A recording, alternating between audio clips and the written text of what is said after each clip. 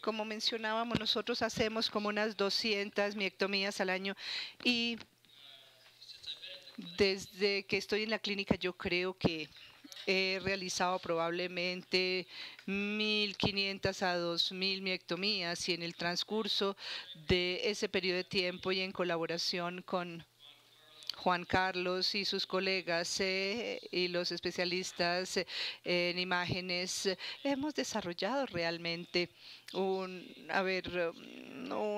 conocimiento diferente del tracto de salida, que por lo menos en mi caso ha evolucionado en los últimos 20 años. Y yo quisiera mostrarles algunos de los cambios en mi forma de pensar y qué es lo que yo pienso cuando estoy en cirugía. Ya oyeron muchos de estos hechos en las dos charlas anteriores, excelentes por cierto, pero hace 20 años cuando yo comencé a explorar y aprender acerca de la miocardiopatía hipertrófica y el manejo quirúrgico de la entidad, no pensábamos que hubiera mucha obstrucción, solamente una cuarta parte de los pacientes se creía que tenían obstrucción. También pensábamos que la válvula mitral era lo que yo diría un cómplice de la hipertrofia, era un problema secundario realmente y no era realmente el problema primario. Y yo les quiero plantear en estos 20 minutos más o menos que pensamos que la válvula mitral es más como una parte integral de la obstrucción del tracto de salida. Vieron las diapositivas en donde se veían múltiples anatomías del tabique y del septum y pensábamos al principio que había que tener presente dos variantes. En los pacientes más jóvenes se pensaba que tenían una hipertrofia más concéntrica generalizada de naturaleza genética, eso pensábamos, y que los de mayor edad tenían un abultamiento más proximal que podría ser genético o adquirido por hipertensión y era más focal y había que tener presente eso en la cirugía porque tal vez una miectomía más amplia podría generar un defecto del tabique interventricular. Y luego con mayor experiencia con las pruebas en ejercicio, en bicicleta, la ecocardiografía con el paciente erguido, empezamos a identificar un número creciente de personas cada vez más jóvenes de 20 años que tenían hipertrofia mínima del septum y músculos papilares anormales que generaban una obstrucción del tracto de salida cuando había ejercicio de alta intensidad. Entonces la hipertrofia en esa zona limítrofe de los 15 a 30 milímetros realmente no era no era suficiente para que hubiera una obstrucción del tracto de salida. Ustedes vieron las imágenes de las obstrucciones de la cavidad media con la forma de un balón aneurismático y son pacientes que pueden estar muy sintomáticos. ¿Y cómo intervenir estos pacientes? La Clínica Mayo ha sido líder en el manejo quirúrgico de la hipertrofia apical, en donde ellos han hecho el abordaje a través de una incisión apical y yo tengo un abordaje que es abordaje transaórtico con alguna modificación de la instrumentación. Y ahora sabemos que la válvula mitral, como yo mencionaba, la obstrucción es mucho más común. Originalmente, nos enseñó que era infrecuente y ahora con pruebas de provocación ocurre casi en 3/4 partes de los pacientes. Esta es la anatomía que es variable y esta fue una monografía sobre el tratamiento de la patología de la válvula aórtica y me pareció que era pertinente para la anatomía del tracto de salida. La relación entre el tabique y la aorta cambia con la edad. Ahora, nosotros como cirujanos estudiamos esta transición cuando aprendimos a corregir y tratar la patología de la raíz aórtica, pero es importante saber que la persona más joven va a tener aquí una relación recta entre el ápex y la raíz aórtica y a medida que envejecemos se produce una transición gradual o lo que yo llamo un giro hacia una angulación más aguda del tracto de salida. Eso lo hemos visto en algunas de las piezas patológicas. Y lo que también ocurre importante es que el eje de la válvula mitral desde el ápex hasta la aurícula izquierda, como lo vemos en este esquema, también cambia. Este es el área intertrigonal que empieza a acercarse al tabique a medida que envejecemos. Entonces hay un cambio de la conformación del tracto de salida y la válvula mitral que debido a esos cambios se genera una propensión para desarrollar obstrucción del tracto de salida. Y para evaluar eso, el doctor Desai y yo estudiamos las imágenes por resonancia que habíamos acumulado a través de los años y yo le dije, busquemos la forma de medir esto y ver qué tan importante es realmente. Y decidimos que íbamos a trazar una línea a través del ápex y la válvula mitral y una segunda línea a través de la raíz aórtica hasta la parte de la mitad de la válvula aórtica. Medimos este ángulo. Tenemos estos ángulos, uno más agudo acá, uno más abierto acá. Y lo que encontramos fue que ese ángulo, mientras más agudo el ángulo, mayor la predicción del grado de obstrucción del tracto de salida, independientemente de todo lo demás, del espesor del tabique, independiente de la longitud de la válvula mitral. Ese ángulo desempeña un papel importante para determinar qué tanta es la obstrucción y tiene sentido. Si el fluido tiene que dar un giro, va a ser mucho más turbulento que si va recto. Ahora, no hemos podido dilucidar cómo incorporar eso dentro de la reparación quirúrgica, pero es algo que notamos cuando estamos operando. A veces podemos ver directamente abajo al tracto de salida del ventrículo izquierdo, a veces es mucho más difícil y es por esa angulación.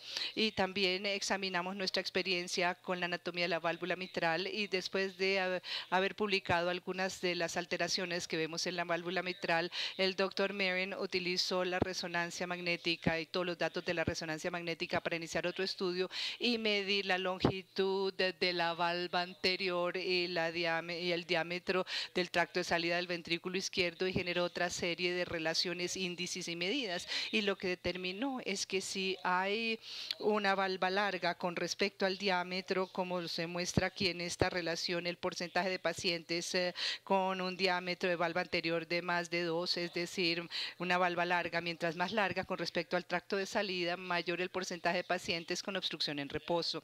Y luego la obstrucción provocable y los que tienen una valva anterior más corta tenían menos probabilidad de tener una forma de obstrucción. Y las longitudes de las valvas anterior y posterior en los pacientes con miocardiopatía hipertrófica son más largas que en los pacientes que no tienen miocardiopatía hipertrófica, y son más largas que los pacientes que tienen hipertrofia sin obstrucción. Entonces, la valva anterior es más larga y la valva posterior es más larga, significativamente más larga, independientemente de la edad, y eso lo vemos en cirugía, de manera que estas son observaciones que hacemos nosotros. Ahora no sabemos si fue primero el huevo o la gallina, si la tracción del movimiento anterior sistólica alarga una estructura viva que es la válvula mitral. Y sabemos que la válvula mitral puede crecer y alargarse, o si eso es parte de la fisiopatología genética de la miocardiopatía hipertrófica. Y esta es una fotografía intraoperatoria. Aquí está la cabeza, aquí está abierta la aorta, y aquí tenemos la valva anterior de la válvula mitral, el segmento auricular de la válvula mitral. Es largo, lo podemos llevar hacia adentro, hacia el tracto de salida. Es mucho más largo que la válvula mitral normal. No se podría ver así tan fácil a través del tracto de salida, entonces es mucho más larga esa valva de lo que se esperaría. Otra cosa que empezamos a reconocer es que los músculos papilares no son una sola entidad. Tenemos esa idea de que los músculos papilares son una gran estructura anterolateral, una posteromedial, y que hay un par de cabezas pequeñas y que todos estandarizados.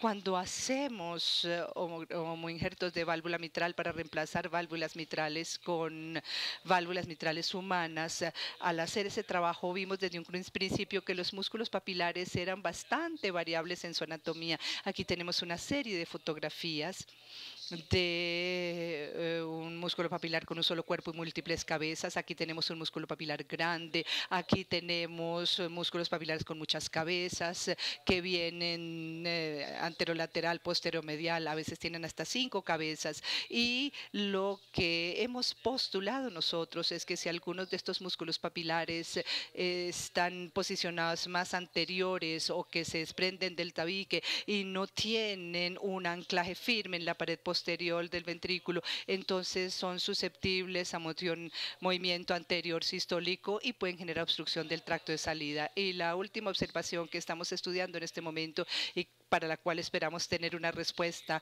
este año y utilizando nuevamente los datos de resonancia, haya sido mi observación que la aorta ascendente y la raíz aórtica son más grandes de lo que uno esperaría en promedio en los pacientes en los que yo opero. El que esto se relacione con algo así como una alteración de válvula bicúspide, cuando tenemos un hombre de 40 años que tiene una aorta ascendente dilatada, alargada, que genera esa angulación aguda con hipertrofia moderada y tiene obstrucción del tracto de salida.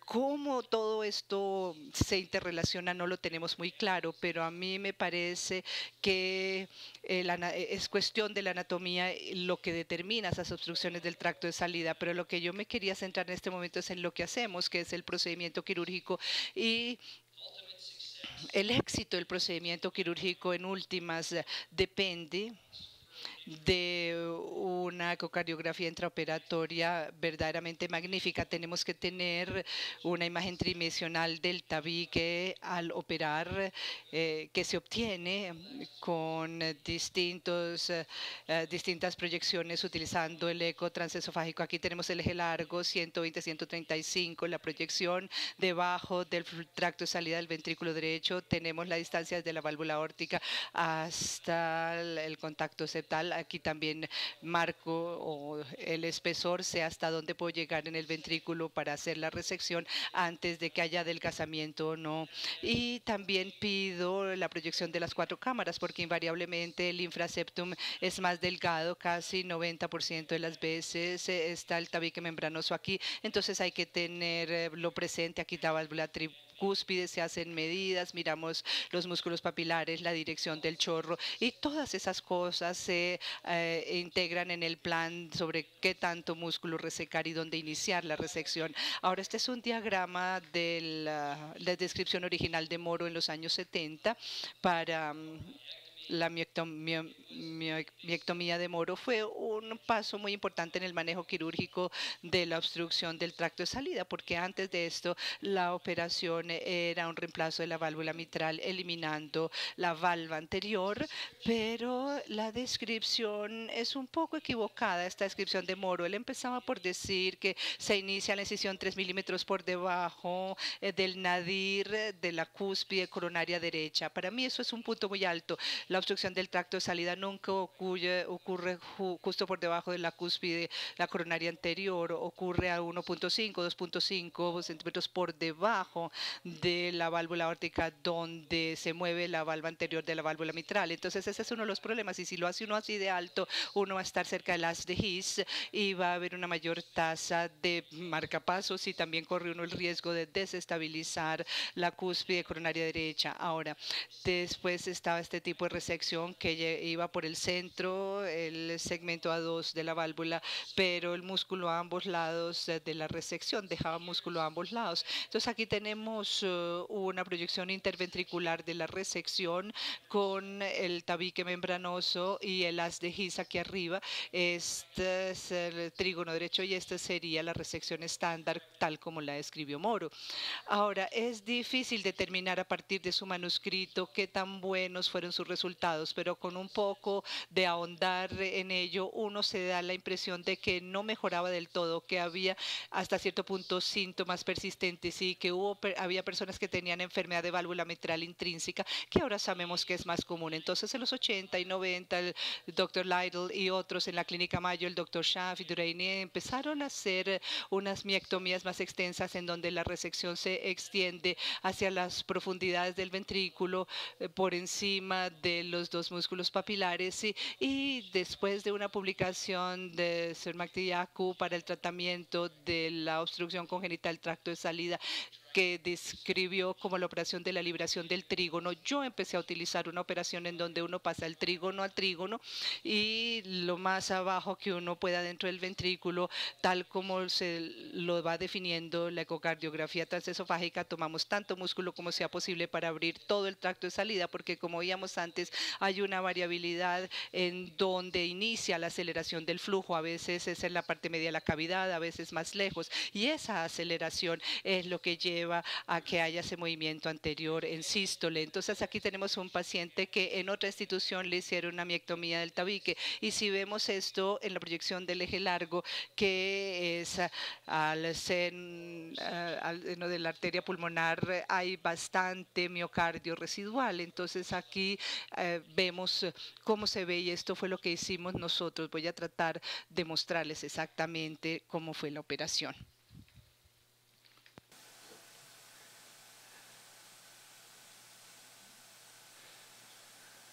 It's not playing. Bueno, como que el video no está funcionando.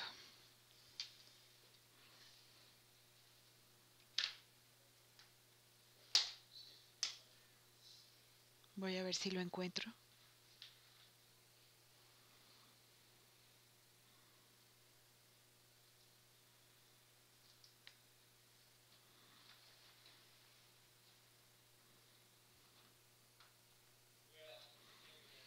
Bueno, creo que no va a salir. Esto es para mostrarles cómo hacer una operación. Voy a intentarlo una vez más. No, como que no corre. Bueno. Y lo que nosotros hicimos, y trataré de explicárselos, es lo siguiente. Mirando hacia abajo, hacia la valva interna de la válvula mitral, esta es la resección clásica de Morrow. Y pasando hacia el trígono fibroso izquierdo, la válvula pulmónica está acá, y aquí por debajo del tabique membranoso que está la comesura entre la coronaria derecha y la cúspide, todo este músculo produce obstrucción del tracto de salida. Entonces la resección va a continuar por esta zona y esta zona hasta abajo, hasta las profundidades del ventrículo. Este es el músculo que vamos a extraer después de una operación como esta. La pieza promedio que yo saco está alrededor de 8 a 9 gramos. Ese es su peso, pero para algo normal puede ser como 4 gramos de músculo, y para alguien que tenga un tabique de 30 milímetros hemos sacado hasta 25 gramos de músculo para poder expandir toda la cámara. Entonces, esto es lo que yo le enseño a mis residentes. Después de la miectomía hay que tener paciencia, hay que esperar la recuperación del paciente hasta una función ventricular derecha normal, utilizar una dosis muy alta de Isuprel, 20 microgramos por minuto, para que el corazón lata realmente. Queremos que la presión sea lo más baja posible. Con frecuencia tenemos una presión sistólica de más o menos 60, la frecuencia cardíaca más o menos entre 100 y 150. Si no podemos lograr la respuesta con Isuprel, utilizamos marcapasos, y luego utilizamos vasodilatadores si esto genera hipertensión, algo de nitroglicerina, para hacer la prueba de la obstrucción del tracto de salida. Si no hay obstrucción del tracto de salida, estamos bien, y utilizamos la ecocardiografía naturalmente para guiar si hemos hecho una miectomía completa o no. Hay numerosas anomalías que podemos ver con la válvula mitral. Esta es la más común de todas. Es un músculo papilar muy hipertrófico que forma una sección secundaria en el trígono o en el segmento A1 de la válvula mitral, y que produce obstrucción del tracto de salida. Esta función del músculo papilar, esta porción se puede resecar porque invariablemente hay cuerdas de borde de margen libre que mantienen la incompetencia de la válvula mitral. Vemos cuerdas secundarias que se insertan desde el cuerpo medio hasta la parte superior de la válvula mitral. Estas se pueden resecar también. Y luego, como ya mencionamos, hay un alargamiento del segmento A2 de la válvula mitral. Puede ser parte de la anomalía genética o puede ser simplemente tracción sobre una valva, no lo sabemos. Pero esto se puede resecar o se puede voltear hacia la aurícula izquierda sin producir cambios en la función de la válvula mitral. Y un último punto que quiero compartir con ustedes es nuestro esfuerzo por entender cómo manejar a estos individuos que por lo general son muy jóvenes, que tienen obstrucción del tracto de salida con una mínima hipertrofia del tabique. Esta es la anatomía que hemos observado. Vemos estos músculos papilares anormales que no están insertados en la base del corazón y son muy móviles. Por lo tanto, en algunos pocos casos lo que he podido hacer es lo que llamamos una reorientación del músculo papilar. Y es una operación sorprendente porque funciona muy bien cuando funciona. La razón por la cual no funciona siempre es porque la anatomía quizás no sea apropiada para esta intervención. Pero si este músculo papilar que está posterior se fija, es decir, no lo puedo mover, y este músculo papilar está fijo en la pared posterior, no lo puedo mover con las pinzas, a través de la válvula aórtica pueden hacer una sutura y ir por debajo de este músculo papilar a través de la cabeza y por debajo de este músculo papilar atarlo y reorientar al músculo papilar a lo largo de este eje, en lugar de que quede a lo largo de este otro eje, que es lo que produce el problema sistólico. Es muy simple hacerlo y realmente funciona. El problema es que si no está anclado, todos se mueven al tiempo, o si es un músculo papilar muy grande que está solamente anclado en el ápice, entonces no lo pueden atar a la pared posterior. Bueno, en esos pacientes no los puedo corregir con este tipo de operación. Y finalmente, aquí tenemos un par de pacientes que cada vez vemos con mayor frecuencia, donde tenemos la obstrucción de la cavidad media con hipertrofia basal mínima. Esto pudiera ser algo que la clínica Mayo aborda a través del ápice, pero con los separadores correctos hemos podido retirar músculo para abrir hasta abajo la cámara. Obviamente esta es una resonancia postoperatoria, pero pueden ver cómo ha aumentado el tamaño de la cámara ventricular extrayendo una gran cantidad de músculo. Esta persona pasó de una función clase 3 o 4 a una clase funcional clase 1 después de recuperarse de esta operación. Este es nuestro volumen de miectomías de tabique, más o menos 200 el año pasado. Yo espero que si hacemos una miectomía, ya vieron algunos de los factores de riesgo asociados con el desenlace, hemos tenido que hacer puentes y otras cosas, pero en general, cuando se trata de una miectomía simple, la mortalidad debe ser casi de cero si tienen bastante experiencia. Nuestra tasa de marcapasos es más o menos del 1%. Si el paciente tiene un electrocardiograma normal, un patrón de conducción normal en el ecocardiograma, la tasa de marcapasos es de menos del 1%. Y cuando vemos cuál ha sido nuestra evolución en los últimos 20 años, que lo nos muestra en esta diapositiva, empezamos a pensar en todas las distintas razones por las cuales quirúrgicamente hemos tenido un impacto sobre el flujo, el tracto de salida, el tamaño de la aorta, el grado de hipertrofia, si hay fibrosis o no, la longitud de la valva posterior, si hay una válvula mitral anormal, y hemos tenido una media docena de pacientes que tienen una mal posición de la prótesis de la válvula mitral que produjo un problema en el tracto de salida, músculos papilares anómalos y una mala orientación. Y finalmente, las cosas que estamos aprendiendo a manejar en este momento son las obstrucciones de la cavidad media. No sabemos cómo van a evolucionar y mucho menos si hay hipertrofia apical. Y finalmente, no sabemos si los pacientes con hipertrofia severa, sin obstrucción del tracto de salida, sin gradientes intracavitarios, se pudieran beneficiar de un remodelaje del ventrículo izquierdo para aumentar el volumen diastólico. Bueno, esto ha sido una revisión muy rápida de 20 años de trabajo y con mucho gusto responderé cualquier pregunta. Sure.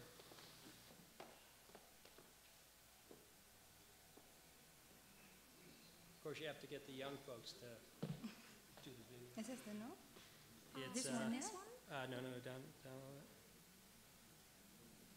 Right there. This one. Nope. Let's see. No, keep going down. Keep going. Keep going. Are you going up? Keep. ¿O no? No, down. Keep going. There. This one. This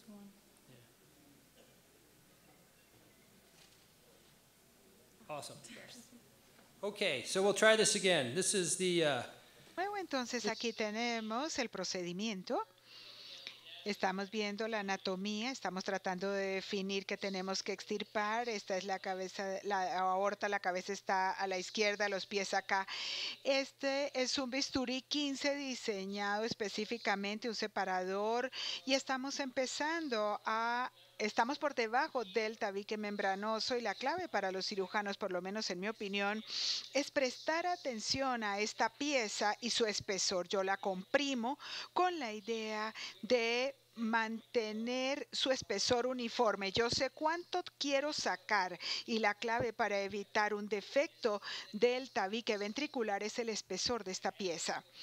Le agrego un poquito más de músculo, reajusto el separador y continuamos. Pueden ver que es un músculo muy grueso lo que queremos sacar. Tratamos de bajar lo más posible, siempre y cuando sea seguro, tratando de evitar lesiones a la válvula mitral que está justo por debajo de nosotros. Esto será una cuarta parte de la operación. Está un poco oscuro, no sé si pueden bajar un poquito las luces para verlo mejor. Aquí tenemos la pieza. Bueno, es un pedazo bien grande el que extrajimos. Ahora vamos a tomar un poquito de músculo. Ya lo sacamos en el área de Morrow y ahora empezamos a ver el aparato subvalvular que antes no se podía ver. Podemos ver las cuerdas del músculo papilar. Esta es la segunda pieza que vamos a sacar. Y ahora voy a pasar al trígono izquierdo. Aquí estamos continuando en dirección circunferencial hacia el trígono izquierdo. Aquí tenemos la arteria coronaria izquierda con la sangre que está goteando. Y hay que tener cuidado porque cuando entramos por debajo de esta parte del tabique estamos en la pared lateral del ventrículo izquierdo. Tenemos que saber dónde parar antes de encontrar la pared lateral del ventrículo izquierdo. Y esta pieza debe salir y nos dará una excelente visión del aparato subvalvular y del músculo papilar. Ahora podemos ver totalmente la cavidad, pueden ver las cabezas del músculo papilar y ahora estamos viendo ese segmento, esta parte de la valva de la válvula mitral. En mi opinión está alargada. Vamos a utilizar una sutura en colchonero para darle la vuelta y quitarla del camino. Es muy fácil hacerlo. Colocan un punto a través del margen libre, una sutura por el cuerpo del segmento A2 cerca del segmento A3 con esta sutura y luego utilizamos la otra para darle la vuelta en el margen, en el borde mismo. Y luego lo pasamos de nuevo y son como 4 milímetros de largo lo que yo acabo de atar. Y luego lo metemos en el lado de la aurícula izquierda de la válvula mitral. Y ahora me alejo. Ahora buscamos las cuerdas anormales. Aquí tenemos la cabeza del músculo papilar. Lo resecamos. Estamos cortando aquí en el trígono. Y esta es la pieza, esta es la parte delgada, este es el músculo más grueso, casi 4 centímetros de ancho y otros 4 o 5 centímetros de largo. Y esto sería lo que yo llamo una miectomía extensiva para alguien con este grado de hipertrofia. Bueno, este era el video.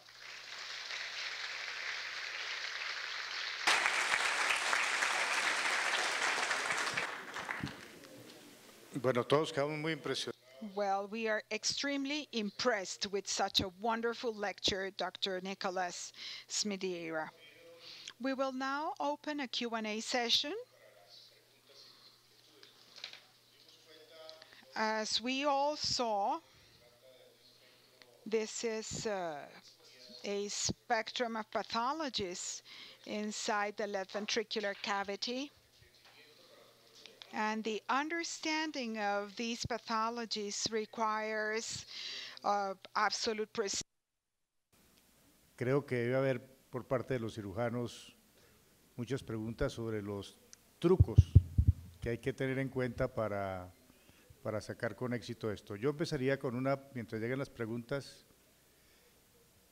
le preguntaría al doctor Smidiera, para él, ¿qué número de miectomías serían necesarias para considerar que se tiene o se ha sobrepasado o se ha llegado ya a la curva de aprendizaje?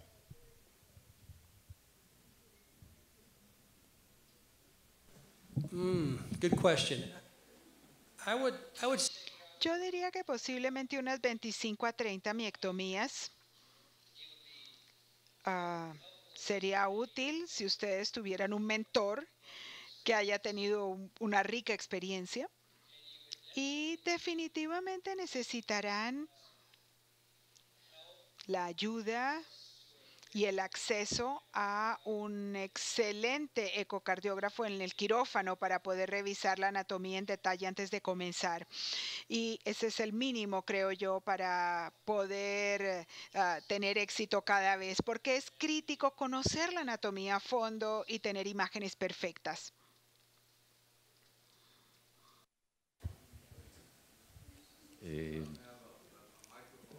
Felicitaciones, realmente una charla sensacional.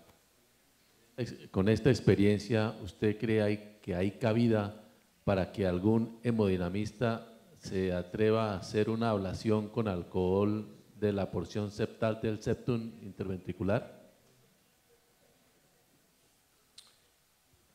So the question is, Bueno, la pregunta es si el cardiólogo realmente, bueno, yo he estudiado muchos de estos casos. El tiempo es más o menos de 20 minutos, el tiempo de bypass es más o menos de 30 minutos, 2 o 3 casos. Bueno, que es un día maravilloso, no se puede uno quejar de eso. Bueno, el doctor Capari y yo hemos hecho un metaanálisis y yo creo que la literatura nos está mostrando que con el perfeccionamiento de las técnicas de ablación en alcohol, los desenlaces son similares. Realmente lo son. Es difícil mostrar una ventaja de uno u otro. Teníamos la impresión de que, bueno, nosotros teníamos el sesgo, por supuesto, de que no era seguro dejar a estos pacientes en riesgo de muerte cardíaca súbita con un área grande de infarto de miocardio. Pero aún los cardiólogos que han tenido ese sesgo están empezando a decir, bueno, si van a empezar a tener muerte cardíaca, bueno, hay tantas ablaciones con alcohol que ya se han hecho que hemos debido poder verlo. Así que nuestra preferencia o nuestras ideas son que en individuos jóvenes que son muy activos, vamos a obtener un mejor resultado en términos de reducir las gradientes provocables haciendo una miectomía extensiva en nuestras manos. También tenemos una tasa de marcapasos tan baja que creemos que es mejor para el paciente joven, pero en un paciente con comorbilidades que tiene mayor riesgo, no dudamos en considerar la ablación con alcohol, pero hemos tenido tanta experiencia tan rica con la miectomía que lo preferimos, y cuando hay preocupaciones por la válvula mitral, de que la válvula mitral sea más problemática, entonces creemos que ustedes tienen una ventaja con el abordaje quirúrgico. Pero el abordaje de alcohol con experiencia es una operación segura y efectiva. Me llamó la atención las dos primeras conferencias que magníficas también se concentraron primordialmente en el diagnóstico ecocardiográfico. Su conferencia es claramente le dio un peso muy importante a la resonancia magnética. La pregunta entonces, primero es, y tengo varias, pero la primera es, ¿el diagnóstico ideal es ecocardiográfico? Ya sabemos que claramente el eco es fundamental en el intraoperatorio, pero es preferible tener una medición de masa cardíaca en el preoperatorio con una resonancia magnética. La segunda es en cuanto a técnica, transapical versus transaórtico. En esos pacientes en los cuales el ángulo es muy pronunciado entre el tracto de salida del ventrículo izquierdo o el tracto de entrada del ventrículo izquierdo y el tracto de salida del ventrículo izquierdo, ¿es preferible un abordaje transapical? Porque todos sabemos que llegar a la punta del ventrículo en esos casos es tremendamente difícil y el tiempo de pinza de 20 minutos empieza a embolatarse y la ida a jugar golf también.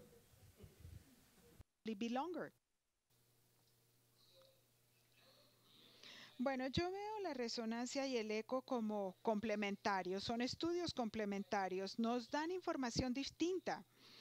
Nosotros obtenemos la información sobre fibrosis y el potencial de riesgo cardíaco súbito con la resonancia y no nos lo da el eco, pero ciertamente son complementarios. Yo crecí aprendiendo a hacer este procedimiento con el eco transesofágico, así que yo utilizo eso para guiar mi trabajo, pero yo creo que para la atención total del paciente son modalidades complementarias. Yo muestro los estudios de resonancia aquí por las razones que ustedes vieron, que yo no puedo lograr que las películas me funcionen muy bien, los videos a mí no me corren, por eso es que yo evito los ecos y me limito a la resonancia.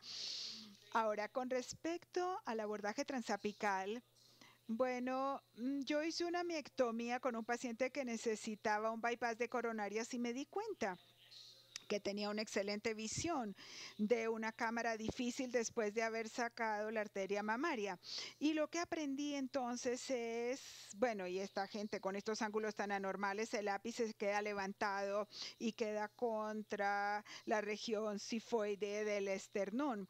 Si ustedes bajan el reflejo diafragmático de la pleura, todo el ápice, como hacemos con la válvula mitral, se baja ese ángulo y obtenemos una visión excelente del ápice.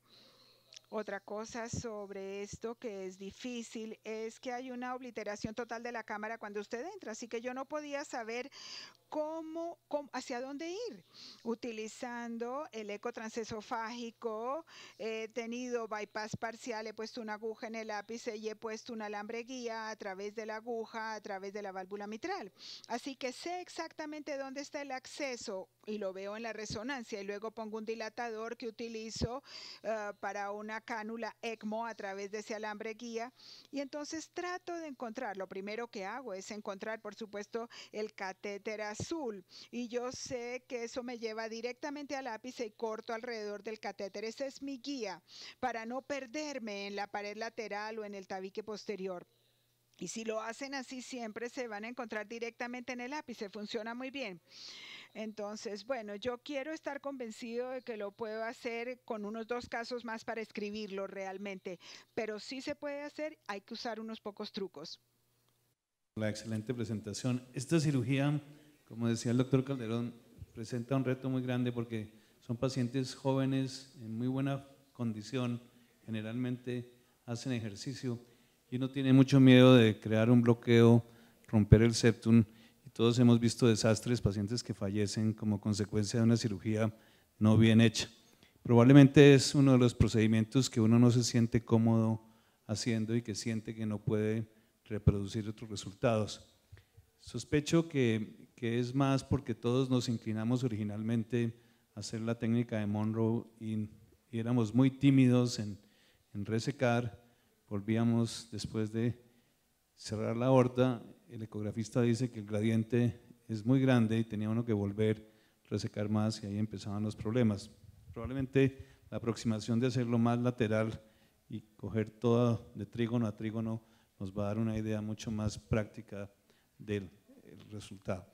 La primera pregunta es, ¿qué gradiente considera límite para no volver a entrar en bypass a resecar? Y la segunda, hemos visto algunos videos que parecen muy fáciles utilizando apertura de la aurícula izquierda y separando la juela de la mitral para ver el septum y resecando. ¿Qué piensa usted de esa aproximación?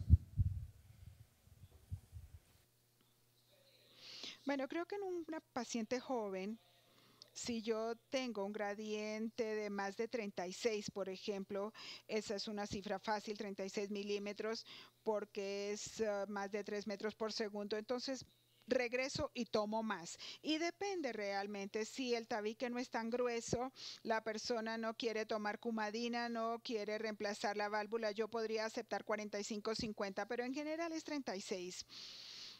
Y yo creo que parte de esta preguntas sobre la curva de aprendizaje es que yo no creo que haya ninguna pena en tener que regresar al bypass. Así fue como yo aprendí. Yo fui muy conservador inicialmente y luego si quitaba la bomba había un gradiente, ponía el ecocardiógrafo y decía la turbulencia está allí, la turbulencia está sobre el segmento A1 de la válvula mitral, no está en el medio ni está por acá. Y es ahí donde está grueso y hay que quitar más músculo. Entonces ustedes quitan ese músculo y desaparece el gradiente. Estos pacientes jóvenes toleran 2 bombas sin ningún problema. ¿Cuál era la otra parte de la pregunta? Ah, sí, yo lo he hecho. Lo que usted puede hacer es que va a la aurícula izquierda, toma la válvula y el tabique simplemente cae. Requiere el mismo conocimiento de anatomía, saber cuánto quitar, cuánto resecar. Si usted no tiene que dañar tejido normal como la válvula mitral, es muy fácil entrar transaórticamente, pero en pacientes donde estoy interviniendo la válvula mitral y no quiero abrir la aorta, es una buena forma de hacer la miectomía. Es muy fácil hacerlo así, es muy fácil retirar músculo con ese abordaje. Muchas gracias. Aquí un rato ya Juan Pablo hizo una de las preguntas que yo iba a hacer, pero yo quería ser un poco más incisivo que Juan Pablo en la pregunta respecto a la vía transapical. Por lo menos en mi experiencia, los anillos aórticos sobre los cuales está uno trabajando la miectomía generalmente son anillos pequeños de pacientes con estenosis. Yo todavía no he tenido referencia de pacientes jóvenes como lo acaban de mencionar de miocardiopatía hipertrófica solo para la miectomía ampliada. Generalmente los pacientes que estamos haciendo son hipertrofias septales de pacientes combinados a estenosis aórticas severas, cuyos anillos generalmente permiten prótesis de 21 milímetros, y entonces son anillos muy pequeños para trabajar y para llegar hasta el ápex. En esos pacientes, que tengo solo 3, les he hecho la vía combinada, de acuerdo a la técnica descrita en la clínica de Mayo, y funciona muy bien, muy bien. Entonces mi primera pregunta era, en esos anillos pequeños, porque la película que usted nos mostró, pues estaba metiendo el separador a través del anillo aórtico. Yo me atrevo a decir que ese anillo aórtico era por lo menos 27, que no es la experiencia nuestra. Entonces mi primera pregunta era, si en esos anillos pequeños, que no permite hacer ese truco que usted acaba de describir, el doble abordaje transaórtico y transapical es válido. Y la segunda pregunta es, aunque usted mencionó que es baja la incidencia de marcapasos, pues uno sí ve trastornos de bloqueo de rama izquierda y la necesidad de marcapaso definitivo continúa siendo importante porque hay muchos de esos pacientes que tienen fibrilación auricular asociada y salen con enfermedad del nodo. Esa era mi segunda pregunta. Muy válidos sus puntos. Sí, la raíz aórtica pequeña puede ser difícil y yo no dudaría en ir a transapical si no puedo lograrlo a través de la aorta. Pero yo he estado tratando de ver cuántos los puedo hacer y hasta ahora los he podido hacer. Quizás sean 27, no sé, posiblemente no era 27, pero yo no creo que haya ningún problema en hacerlo transapical. Es una buena operación. Pero creo que su punto sobre la fibrilación auricular ya se mencionó también. Nuestros hallazgos y los datos sobre la fibrilación auricular, por lo menos una cuarta o una tercera parte de los pacientes con cardiomiopatía hipertrófica tienen esta fibrilación. Yo no uso como adyuvante el crío, pero puede ser de 1 centímetro a 15 milímetros de espesor y creo que mi experiencia con procedimientos de cortar y coser nos dan la mayor eficacia. Yo soy muy agresivo para tratar la fibrilación auricular y en esa situación, si usted hace un procedimiento MACE 4 y la tasa de marcapasos será mucho mayor y yo los informo preoperatoriamente, no es 1 o 2%, llega a ser hasta 8, 10 o 12% fácilmente, así que usted tiene razón. Si es agresivo con este procedimiento de ablación, no hay duda de que la tasa de marcapasos será mucho mayor. Microphone, please, I need a microphone. Micrófono, por favor. Micrófono.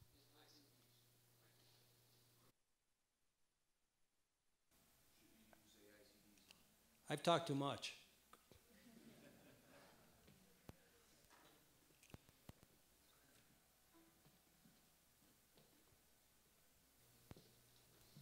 Pues lo que los estudios han mostrado de cardiorrefibrilador implantable, definitivamente pues esta pregunta es más para los electrofisiólogos, pero por los hallazgos de pacientes, clasificación de paciente de alto riesgo, pacientes que tengan septums o medidas mayores de 30 milímetros, es lo que está aprobado, que esos pacientes van a tener alto riesgo de muerte súbita, y lo mismo pues lo que yo traté de mostrar con el estudio de resonancia magnética es que ahorita está cogiendo más importancia hacer estudios multidisciplinarios, no solamente el eco, y la resonancia está mostrando que aquellos que tengan un realce con gadolinio tardío en más del 15% de la masa ventricular en cualquier localización, independiente de la localización, se beneficiarían de cardiodefibrilador implantable independiente del sitio de la miocardiopatía hipertrófica. O sea que yo creo que ya estos son otros parámetros diferentes, porque tendríamos que buscar todo el grupo de pacientes de alto riesgo. Los pacientes que tienen alto riesgo de muerte súbita serían los candidatos número 1 para este tipo de procedimientos, pero yo le preguntaría al doctor que independientemente del procedimiento quirúrgico, si por ejemplo el procedimiento quirúrgico lo que está aliviando son dos cosas, problemas mecánicos, está aliviando el problema mecánico de la obstrucción, que evidentemente aumenta el riesgo de morbimortalidad, pero nos deja aún en riesgo el paciente en cuanto al factor arritmogénico.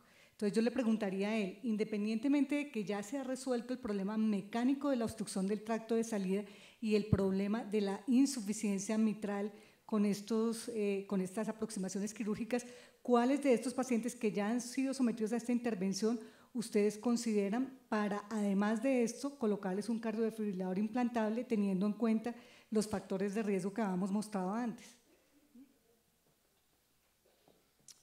We use this, pretty much the standard criteria. Usamos criterios estándar, 30 milímetros o más en el tabique, si tienen una historia familiar de muerte cardíaca súbita o ellos han tenido ya una experiencia de este tipo, es obvio.